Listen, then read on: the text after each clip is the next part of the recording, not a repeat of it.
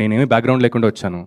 నాకు చాలా ఇయర్స్ పట్టింది ఇండస్ట్రీలో సెటిల్ అవడానికి. కొత్త వాళ్ళని ఎంకరేజ్ చేద్దాం, సరే నాలాంటి వాళ్ళు ఎవరో ఉంటారు కదా, ఎంకరేజ్ చేద్దామని చేసిన ప్రాజెక్టు పేకమెడల్ అనే ప్రాజెక్ట్ చేసిన తర్వాత నాకు ఏమర్థం ఏంటంటే సార్, నేను అది చేయకుండా ఉండాల్సిందని. అది నేను చేసిన రాంగ్ స్టెప్. ఎందుకంటే సార్ మన ఇండస్ట్రీలో ఇప్పుడు నేనేమనుకున్నాను, ఎవరికి చెప్పదు. తర్వాత నాకు ఒక మార్కెట్ వచ్చేసింది.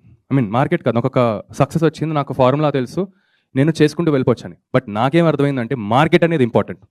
మార్కెట్ లేకపోతే ఏ హీరోకి లేకపోతే బ్రాండ్ లేకపోతే ఎవరు పట్టించుకోరు సార్. పేకమెడల్ సినిమా 3 సంవత్సరాలు పట్టింది. 3 years మేము పేకమెడల్ చేస్తూనే ఉన్నాం. అదే ఇంకెవరైనా ప్రొడ్యూసరో లేకపోతే ఇంకెవరైనా బ్రాండ్ ఉండుంటే 1 year 1.5 yearలో బయటకు వచ్చేసేది.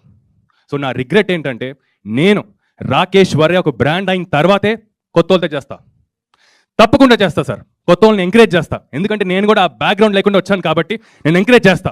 కానీ ఇప్పుడు నేను చేయను. ఇది నా లెసన్ పేకమెడల్తో.